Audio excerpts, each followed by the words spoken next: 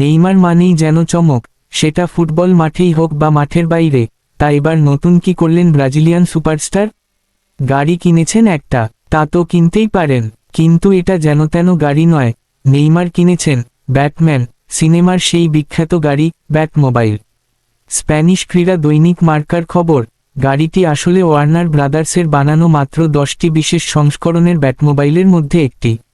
গাড়িটির ডিজাইন নেওয়া হয়েছে ক্রিস্টোফার নোলানের ডার্ক নাইট ট্রিলজি থেকে, যেখানে ক্রিশ্চিয়ান বেল ছিলেন ব্যাটম্যান। ব্যাটম্যান চরিত্রের 85তম বর্ষপূর্তি উপলক্ষে এগুলো তৈরি করা হয়েছিল।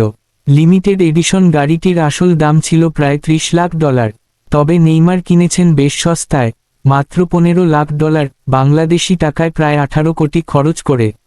ব্যাটমোবাইল টাম্বলার গাড়িগুলো লম্বায় 4.65 মিটার আর চওড়ায় 2.8 মিটার। স্টিলের মজবুত ফ্রেমে তৈরি এই গাড়ি মোড়ানো কার্বন ফাইবার আর কেভলার দিয়ে। ভেতরে 6.2 লিটার V8 ইঞ্জিন, যাতে আছে 525 হর্স পাওয়ারের শক্তি। ব্যাটমোবাইল টাম্বলারকে যা সত্যিই অন্য সবার থেকে আলাদা করে তুলেছে, তা হলো এর অদ্ভুতরে সব ফিচার।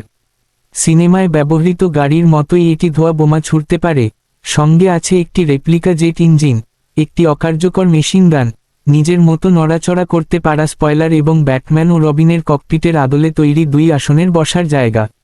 নেইমারের ব্যাটম্যান প্রেম নতুন কিছু নয়, তার পিঠে ব্যাটম্যানের লোগো ট্যাটু করা। 2022 সালে দ্য ব্যাটম্যান সিনেমার প্রিমিয়ারে গিয়েছিলেন, বসেছিলেন রবার্ট প্যাটিনসনের ব্যাটমোবাইলেও।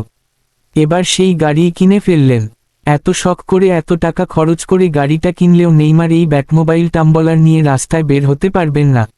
ইউরোপীয় সড়ক বিধিমালা অনুযায়ী এই গাড়ি রাস্তায় চালানো যাবে না, চালানো নিষেধ ব্রাজিলেও।